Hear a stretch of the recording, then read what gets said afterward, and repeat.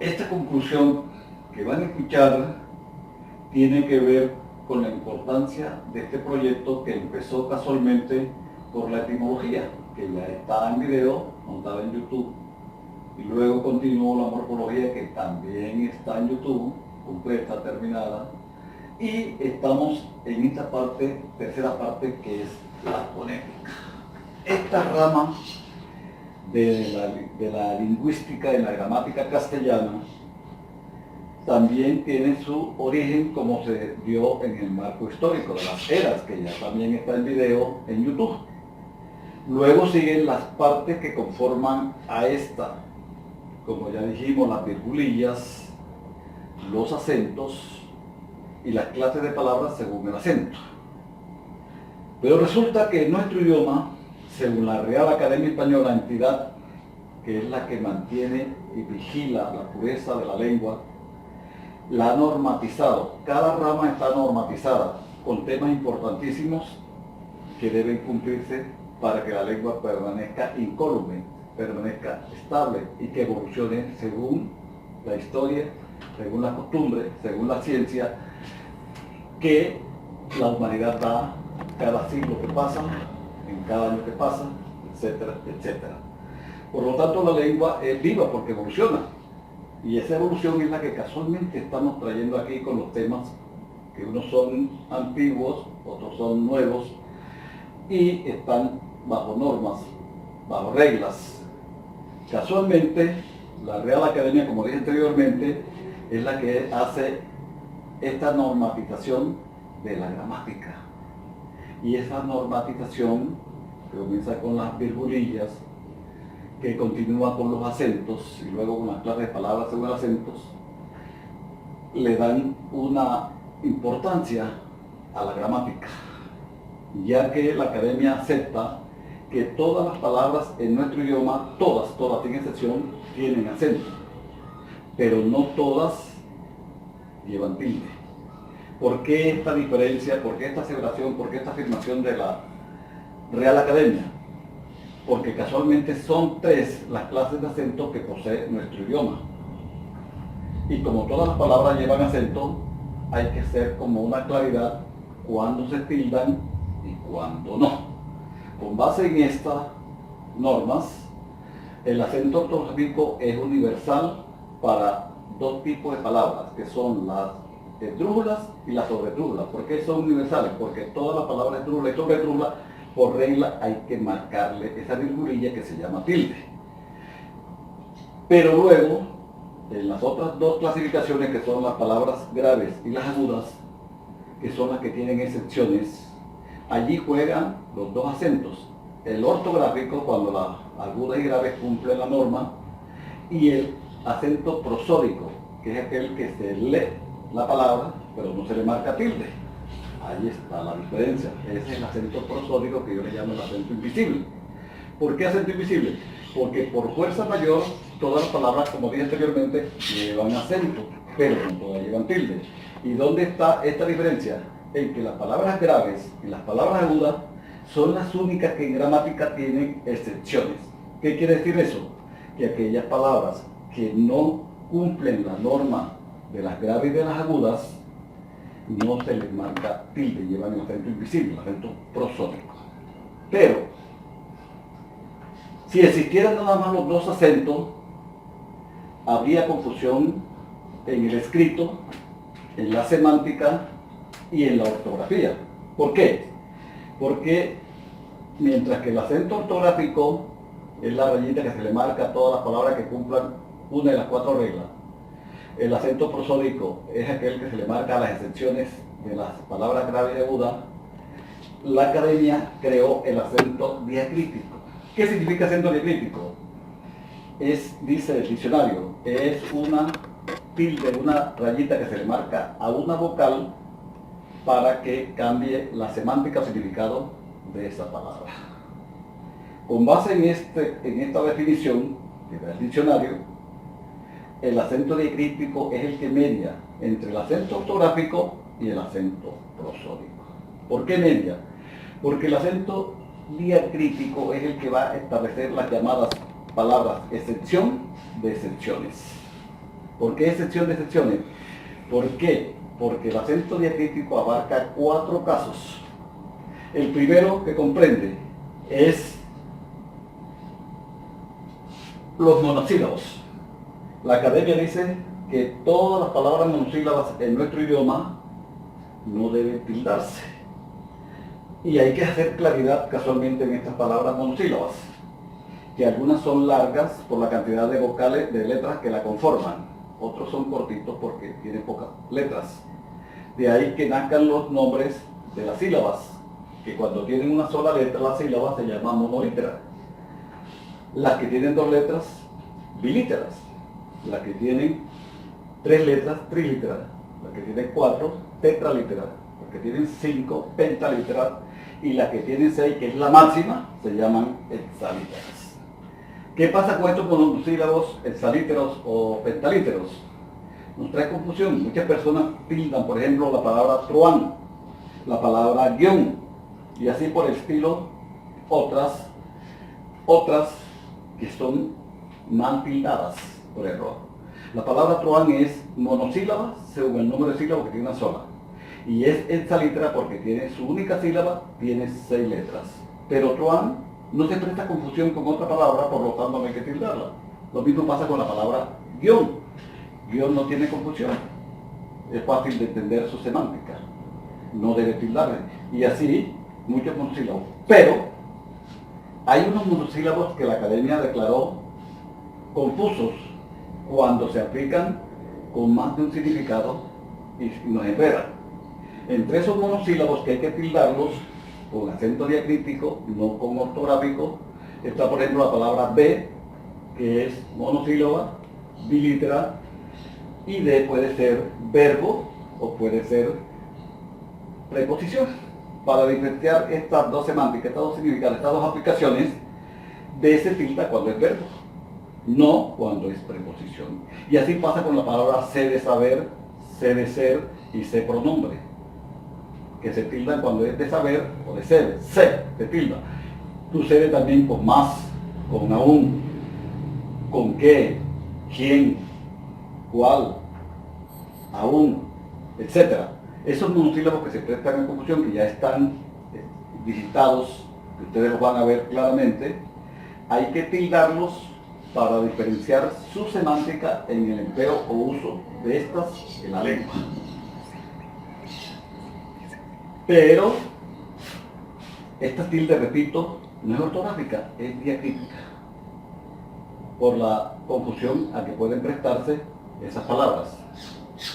Hay otros monosílabos que a veces erróneamente las tildan, por ejemplo la palabra fe. Fe nunca debe tildarse, no tiene confusión, pero cuando entra en composición sí hay que marcar en la tilde porque se hace aguda y cumple la regla de estas. Lo mismo pasa con otros monosílabos, que no hay por qué tildarlo, como la palabra sal, por ejemplo. La palabra sal antes se tildaba, pero la academia dijo no, sal no tiene confusión, porque hay sal de salir, que es verbo, que es un imperativo, y está la sal, cloruro de sodio, que es para los alimentos. Y eso no confunde. Por ejemplo, si uno dice a una persona, sal por favor, sabe que es, tráeme la sal, sabemos que es el producto alimenticio, no hay confusión.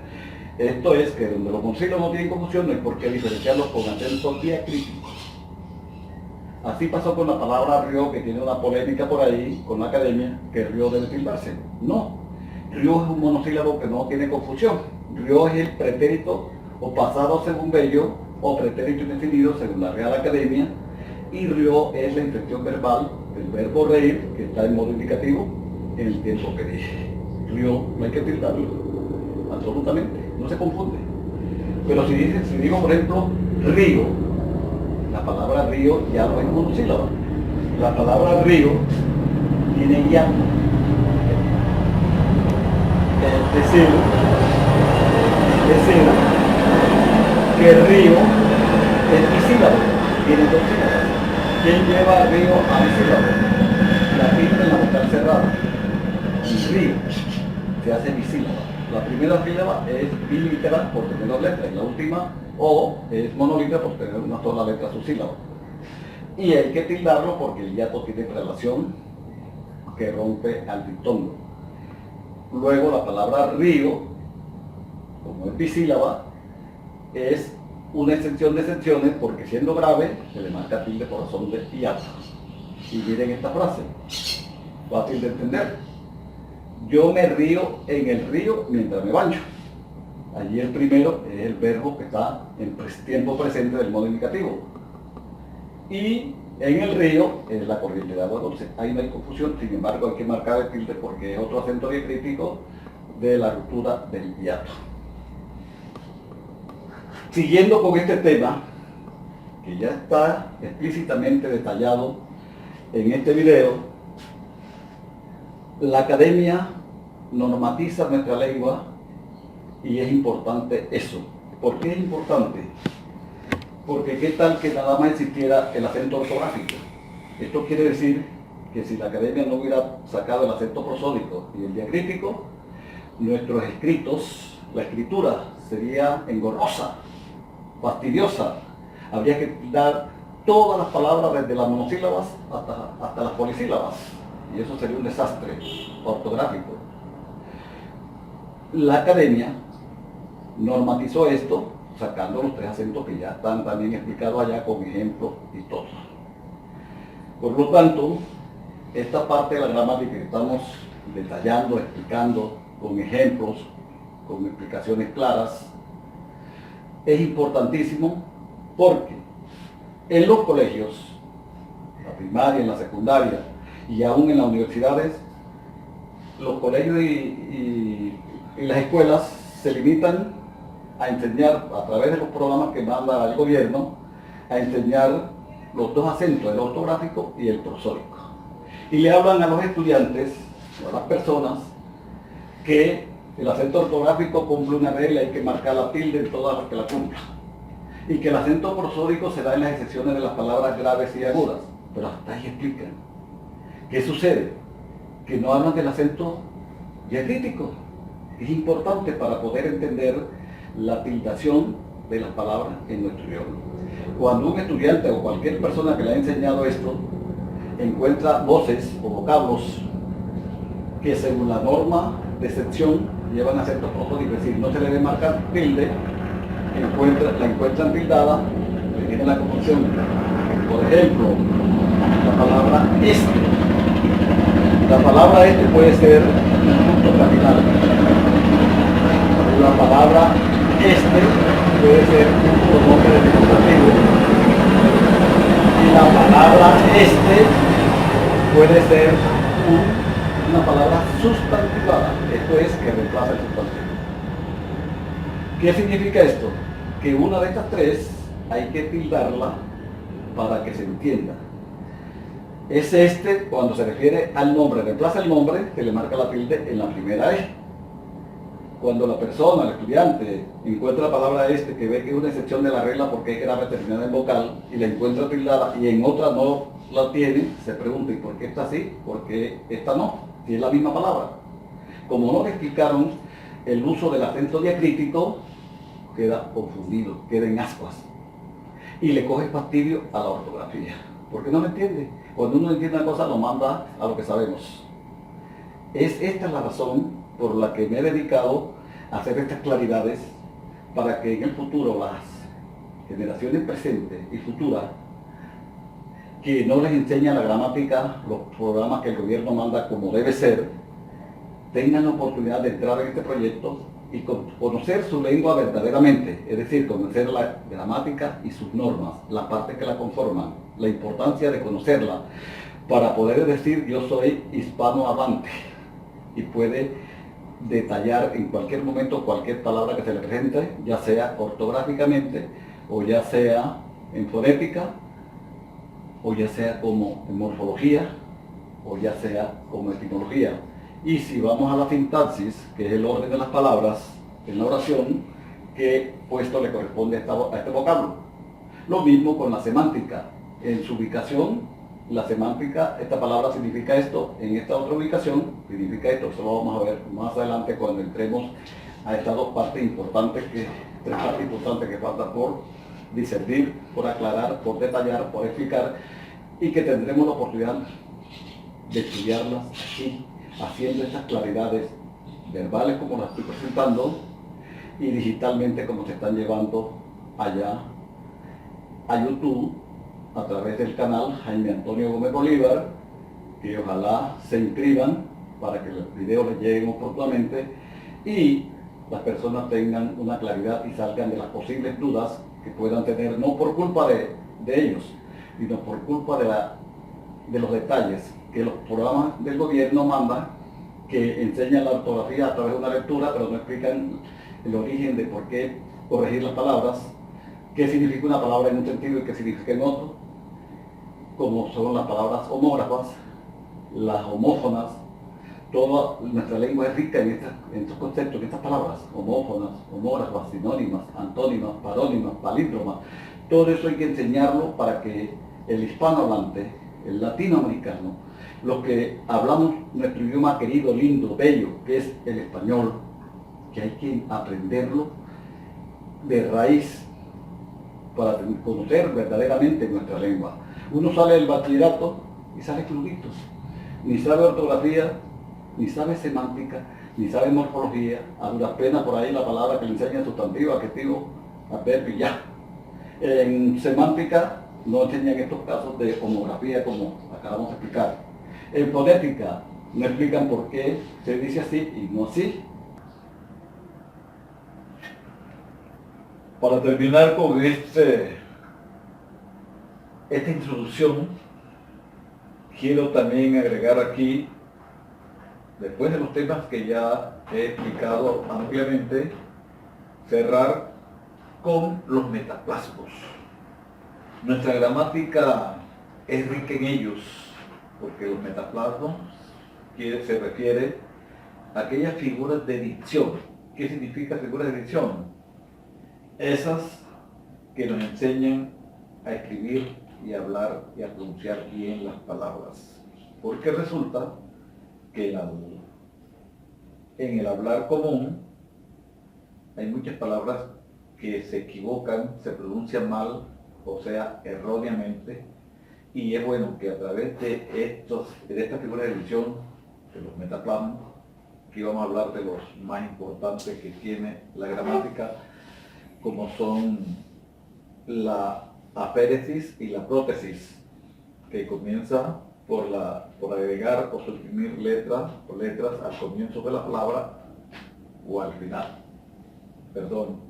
al comienzo, ya sea por aféresis o ya sea por prótesis.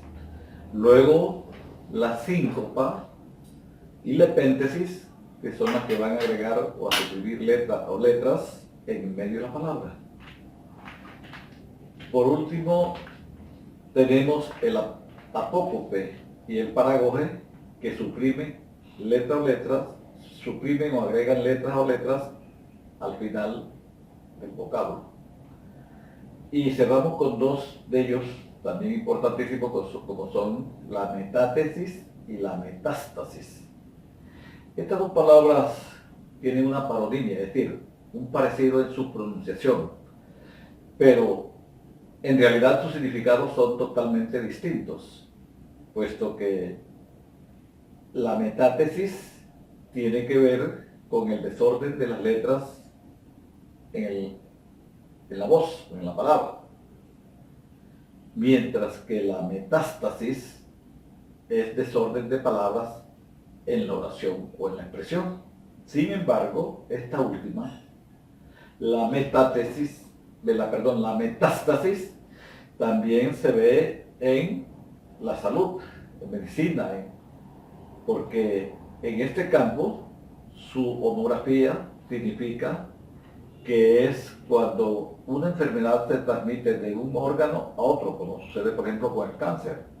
Una persona cuando hace metástasis significa que el cáncer le apareció en un órgano específico, pero con el tiempo, a través del torrente sanguíneo, se desprenden células cancerígenas o cancerosas y se van a proyectar en otro órgano y se va a reproducir el cáncer, y si la persona no la cura o no se cura, o resulta que va a terminar con todo el cuerpo lleno de cáncer.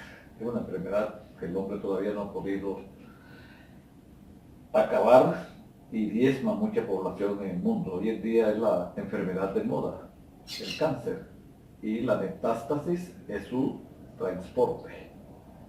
Hay muchos métodos ya para evitarlo, pero de todos modos el hombre sigue impotente ante esta enfermedad, como sucede con el SIDA, con el ébola y muchas otras que no ha podido el hombre descubrir la vacuna o la medicina que la cure o la prevenga.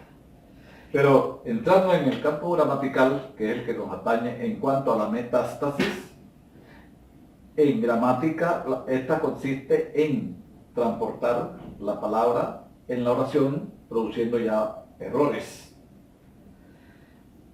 A través de la digitación vamos a hablar de ellos y vamos a dar explicaciones amplias, claras, concretas, precisas y seguras sobre cada uno de estos, que es importante estudiarlo, conocerlo y así evitar pronunciar fonéticamente vocablos que por error o por desconocimiento muchas personas cometemos errores en ese campo y debemos evitarlo. Unos ejemplos de estas muchas palabras que se dan a través de estos metaplasmos, como la péresis, la prótesis, la síncopa, la epéntesis, el paragoge, el apócope, la metátesis y la metástasis, que son uno de los importantes metaplasmos, porque hay otros, pero estos son los sobresalientes, los más recalcados.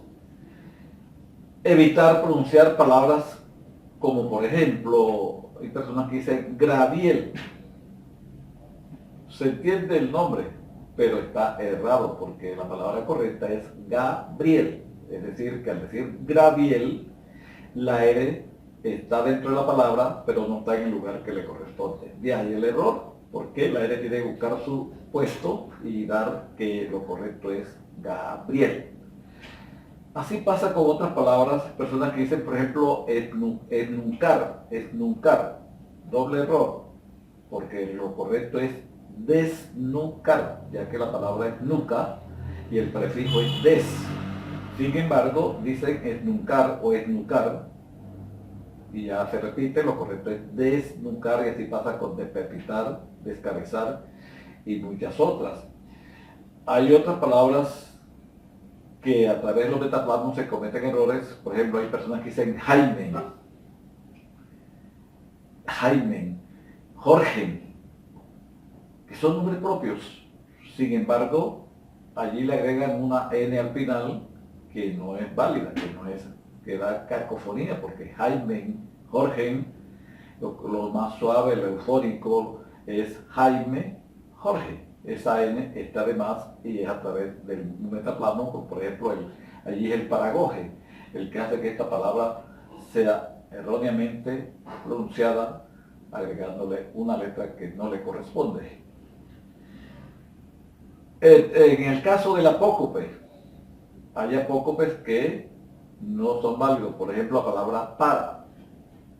La palabra para, muchos hacen apócope, hacemos, se puede decir, y siempre empleamos pa. La palabra para, que allí es una preposición, la apócopa se apocopa cuando se dice pa. Lo completo es para. Pero a veces nos da pereza lingüística y decimos voy para allá, vengo para acá, salgo para un lugar, etcétera, etcétera.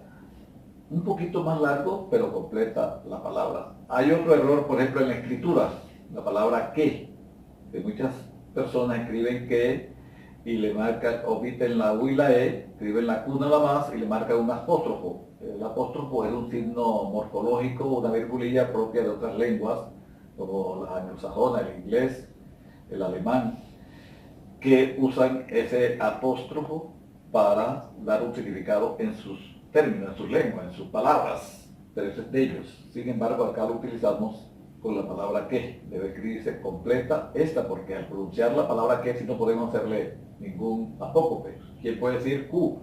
Si dice Q no se le entiende. Tiene que decir por regla que. Pero resulta que al escribir, ahí sí escriben Q, apóstrofo, y siguen y continúan. Debemos evitar estos errores, porque nuestra gramática es linda, es rica y debemos tenerla siempre completa, presente, conocerla, estudiarla, para que perdure y todas las generaciones que vienen atrás, a través de este programa que se está realizando y que está en YouTube y está ahorita en página propia, pueda llegar a todas las personas que ansíen o necesiten aclaraciones sobre nuestra gramática, que es rica, una de las gramáticas más lindas que tienen las lenguas en el mundo. Por eso el idioma castellano para muchos extranjeros les es difícil, porque es una lengua versátil, es una lengua rica en desinencias, en terminaciones. Por ejemplo, jugar un verbo en español tiene cantidad de desinencias, raíz, etc. Y los hace a veces imposible para estas personas que quieren aprender el español. Y lo hablan en una forma más atravesada, aunque se le entiende porque la gramática se conduele de ellos. Y usted ve que, por ejemplo, un gringo llega y dice ocho carar cotelo. Sin embargo, habla en una forma gangosa y corta las palabras, pero se le entiende, que es lo importante en la lengua, que se entienda. Pero nosotros estamos obligados a conocer nuestra gramática y sus 6 ramas que la conforman detalladamente, como se está haciendo en este video que va para ustedes. Concluyéndolo al respecto, todos los temas que ella concierne, desde la virgulilla, pasando por los 3 acentos, el ortográfico, el prosódico y el diacrítico y sus casos, pasando por los metaplasmos. Estos temas que se han detallado con claridad, con explicaciones claras sobre ella, es para que se tenga un conocimiento mejor aquellas personas que lo necesiten o que por culpa de los estudios que no nos enseñan en los colegios la gramática como es.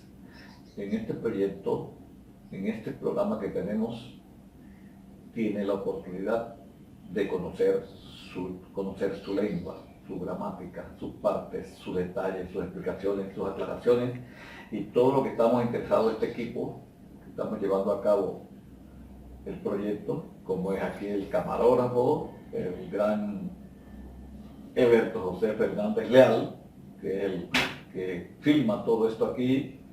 Allá los hijos que están interesados, entre esas está sobre todo la doctora Yanitza, que siempre viene a darnos aquí observaciones, aclaraciones, sugerencias importantísimas que le dan vida a este programa, a este proyecto, que gracias a Dios lo estamos llevando con detalles, con claridades, con explicaciones. Y esperen mucho, mucho, mucho porque faltan todavía 3 ramas más que veremos más adelante. Muchas gracias por su atención. Espero que estas explicaciones sean bien escuchadas, tenidas en cuenta. Si hay dudas, si hay preguntas, si hay aclaraciones, les agradezco que las aporten porque esto no es absoluto, esto es del pueblo para el pueblo y por lo tanto la lengua es nuestra y entre todos tenemos que saberla, conocerla y si hay duda, aclararla, preguntarla, si hay críticas por X o Y razón, porque nadie es perfecto, yo no puedo decir que yo soy 100% perfecto, aporto lo poquito que he podido aprender a través de la vida, de la experiencia, del trabajo, de los estudios, de las investigaciones que he hecho, que me he preparado para esto, pero no soy perfecto, puedo tener errores, los cuales pueden ser criticados, observados, y de mi parte agradecido por aquellos que lo hagan. Muchas gracias por la atención. Hoy estamos a 11 de noviembre, Día de la Independencia de Cartagena. Muchas gracias.